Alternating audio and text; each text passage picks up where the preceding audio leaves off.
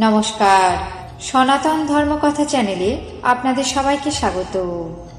আজ চৈত্র মাসের 2 তারিখ মঙ্গলবার, কৃষ্ণপক্ষের ত্রয়োদশী তিথি। মহাভারতের সভা পর্বের 6ষ্ঠ অধ্যায়ে যুধিষ্ঠিরের প্রশ্ন পর্ব শুরু করব। নারায়ণং নমস্কৃত্য নরং চৈব নরোত্তমং দেবীং সরস্বতীং ব্যাসাং ততো জয়মুদীরয়েৎ।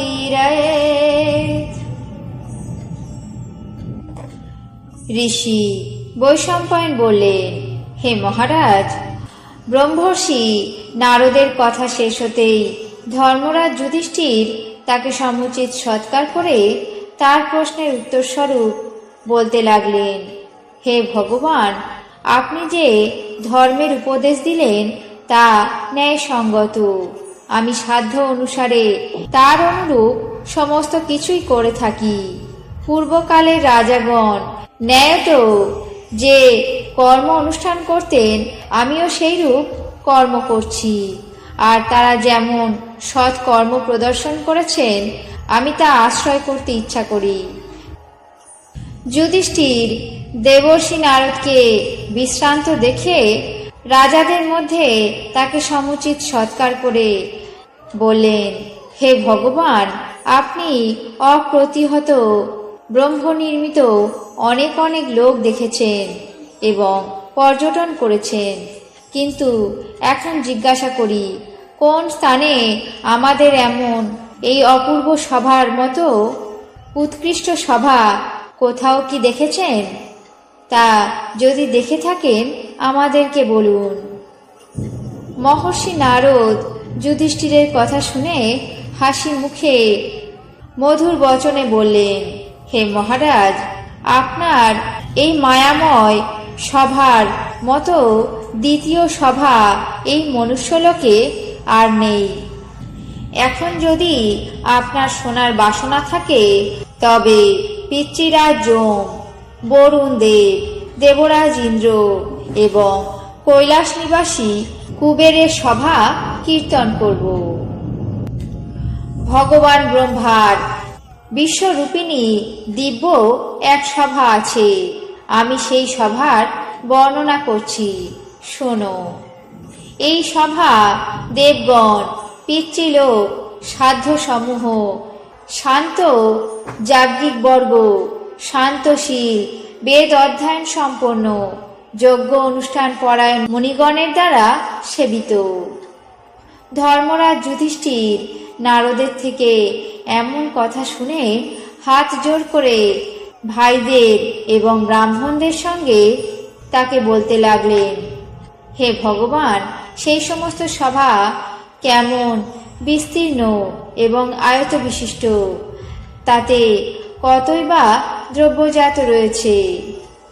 পিতামহ ব্রহ্মা, দেবরাজ ইন্দ্র, বৈবস্বত যম, বরুণ এবং কুবের নিজ নিজ সভায় আসীন হলে কারা কারা তাদেরকে উপাসনা করে থাকেন, আপনি সেই সমস্ত কিছুই বলুন। আমরা শোনার জন্য একান্ত কৌতূহলী হয়েছি। মহর্ষি নারদ ধর্মরাজ যুধিষ্ঠিরের থেকে এমন কথা শুনে বললেন, হে মহারাজ, আমি ক্রমশ সমস্তই বলছি, শুনুন।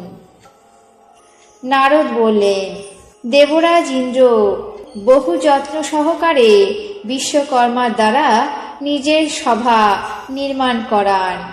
ওই সভার প্রভা সূর্যের মতো, তা 100 যোজন বিস্তীর্ণ, 1/2 যোজন দীর্ঘ এবং 5 যোজন উন্নত। এটি শূন্য পথে অবস্থিত এবং যেমন ইচ্ছা তেমন ভাবেই গমন করতে পারে।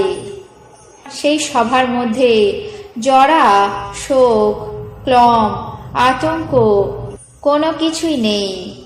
মাঝে মাঝে উত্তম উত্তম গৃহ, আসন এবং দিব্য পাদুকসমূহ শোভা পাচ্ছে।